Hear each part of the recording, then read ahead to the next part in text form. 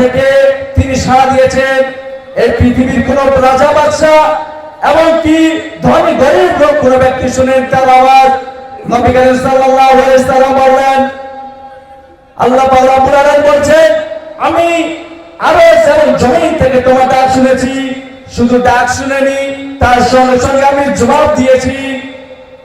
যখন তোমার ডাক শুনলাম তখন আমি বসে থাকিনি, আমি সেই মাছের পেটের মধ্যে এমন একটি বেদনা সৃষ্টি করে দিলাম। এবার মাছ বলছে, বমি ছাড়া কোনো পথ খুঁজে পাই না। এবার মাছ নদীর কিনারায় চলে আসলো। নদীর কিনারে এসে সে মাছ বমি করে দিয়ে দিল। হযরত ইউনূস আলাইহিস সালাম বেঁচে গেল। আমরা যখনই বিপদের মধ্যে পড়ব, আমরা কোন সংকটে পড়ব, তখনই সব সময় আল্লাহকে স্মরণ করতে হবে, আল্লাহকে ডাকতে হবে। আমি যে সূরা বানী ইসরাঈল 23 নম্বর একটি আয়াত পড়েছিলাম, ওয়াকাজ্জা রাব্বুকা আল্লা তা'বুদু ইল্লা ইয়্যাহু ওয়া বিল ওয়ালিদাইনি ইহসানা। আমাদেরকে সবচেয়ে সর্বপ্রথম আল্লাহর ইবাদত করতে হবে, তারপর আমাদেরকে মা বাপের ইহসান করতে হবে, মা বাপকে খেদমত করতে হবে, মা বাপকে ভালোবাসতে হবে, মা বাপের সামনে নম্র সরলভাবে কথা বলতে হবে। নবী সাল্লাল্লাহু আলাইহি সাল্লাম বললেন, তোমরা মা বাপের সঙ্গে এইভাবে আচরণ করবে, ওয়া কুল্লাহুমা কাওলান কারীমা। যখন তোমরা মা বাবার সামনে যাবে, নম্র ভদ্রভাবে আচরণ করবে, মাথা ঝাঁকি দিয়ে চোখ দুটি রাগান্বিত করে মা বাবার সঙ্গে তুমি কথা বলবে না। কেননা তুমি সন্তান, তোমার জন্য সবচেয়ে তোমার জন্য তোমার বাবা হলো পীর এবং তোমার মা। আল্লাহ পাক রব্বুল আলামিন বললেন, যখন তোমরা নামাজের মধ্যে নামাজ পড়বে, নামাজে সালাম ফিরার পর তখন একমাত্র লক্ষ্য করতে হবে যেন আমরা, আল্লাহ পাক রব্বুল আলামিন বলছে, তোমরা আমার কাছে মা বাবার জন্য দোয়া করো। আমরা তো কি জানি কোনটা মা বাবার জন্য দোয়া করলে ভালো হবে, আমরা সেটা জানি না। আমরা জানি চার দোকানের গল্প গুজব নিয়ে দর্শনা কি। তাই আল্লাহ পাক রব্বুল আলামিন বললেন, তোমরা প্রতি নামাজে শেষে আমার জন্য আর তোমার বাপের জন্য, মার জন্য তোমরা হাত তুলে দোয়া করো, রব্বিরহামহুমা কামা রাব্বায়ানি সাগীরা। তোমরা মা বাপের জন্য দোয়া করো। মা বাপ যদি সন্তানের জন্য দোয়া করে, সেই দোয়া আল্লাহ পাক রব্বুল আলামিন কোনদিনও খালি হাতে ফেরত দেয় না। এমনকি সন্তান যদি মা বাপের জন্য দোয়া করে, সেই দোয়া আল্লাহ পাক রব্বুল আলামিন কোনদিনও খালি হাত ফেরায় না। তাহলে আমাদেরকে একটা ভালো লক্ষ্য করতে হবে যে আমরা নামাজের শেষে যেন আমরা মা বাপের জন্য বেশি বেশি দোয়া করতে পারি। মা বাপ যদি তোমার জন্য যদি বদদোয়া দেয়, তো কোনোদিনও তুমি জান্নাত যেতে পারবে না, জাহান্নাম যাবে। আজ আমার নিজের কথা বলছি আমি, আর যদি আমার মা বাপ যদি আমার জন্য দোয়া না করতো, তাহলে আমি এই স্টেজের মধ্যে আমি আপনার সঙ্গে দু চারটা হাত জোড় করার কথা বলতে পারতাম না। আমার এই ফেসবুক ফ্রেন্ড ভাই তিনি মেসেজ করে বলছেন, সালাম দিয়ে বলছে, আসসালামু আলাইকুম মাওলানা সাহেব, আমার একটা ছোট্ট প্রশ্ন আছে। আমি বললাম কি প্রশ্ন? সালাম দিয়ে বলছি। তিনি বলছেন, মৃত্যুর পর আবার আমাদেরকে জীবিত করা হবে? আমি বললাম অবশ্যই জীবিত করা হবে। তিনি বলছে, কে আমাদেরকে জীবিত করবে? আমি তোকে সুন্দর করে বুঝালাম, তুমি কোরআনকে মানো, তুমি কোরআন পড়তে জানো?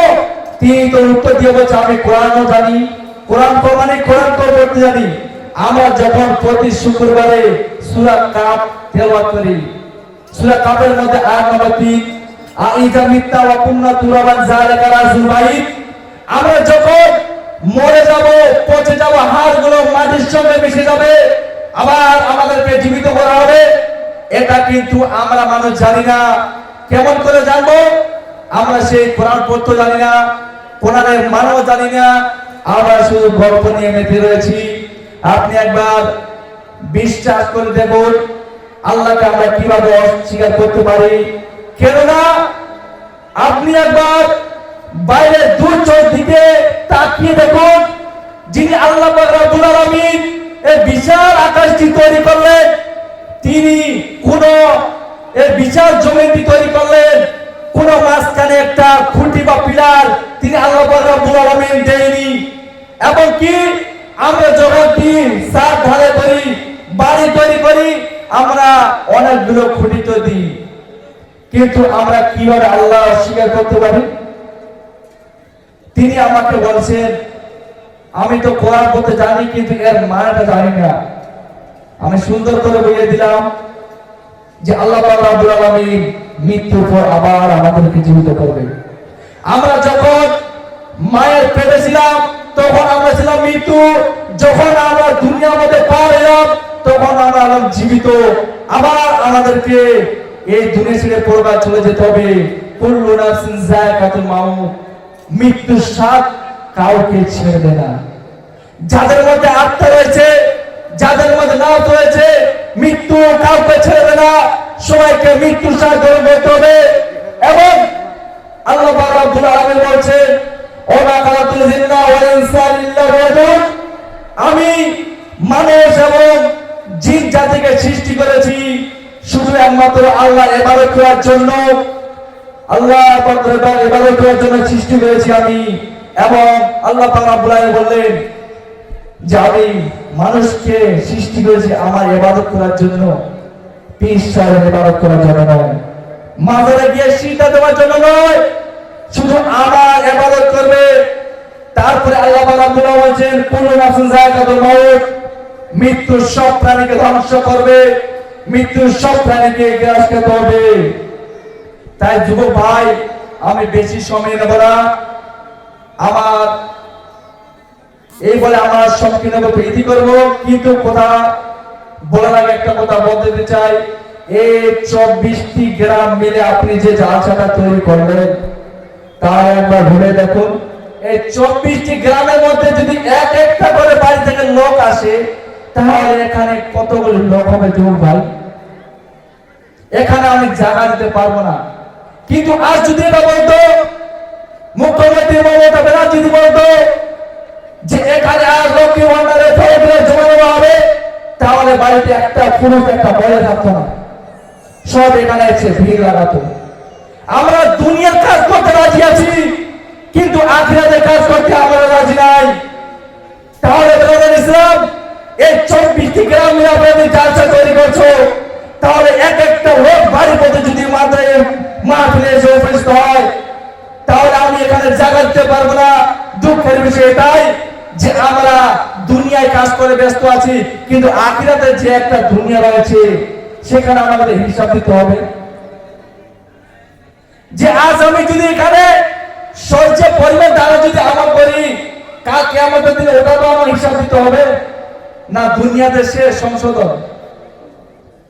যুবক ভাই, আমরা মুসলমান, আমরা মুসলিম ধর্মের ধর্ম জন্মেছি, কিন্তু আমাদের তো 5 ওয়াক্ত নামাজটা ঠিকভাবে পড়তে হবে।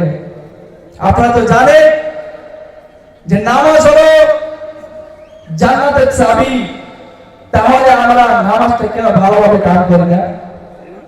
যখন আমরা এই দুনিয়া থেকে ছেড়ে চলে যাব তখন আমাদের ওখানে কি হবে? তাই অতএব ভাই, আমি বেশি সময় নেব না, আমার মূল বয়স শেষ। যদি কারো মনে আঘাত লেগে থাকে তাহলে আল্লাহ ওয়াস্তে মাফ করে দেবে, এবং কথা বলা এবং ভাষা বলার মাধ্যমে যদি ভুল ত্রুটি হয়ে থাকে তাহলে নিজের ছেলে সে মাফ করবে। ও আখির দাওয়ানা আলহামদুলিল্লাহি রাব্বিল আলামিন। আসসালামু আলাইকুম ওয়া রাহমাতুল্লাহি ওয়া বারাকাতুহু।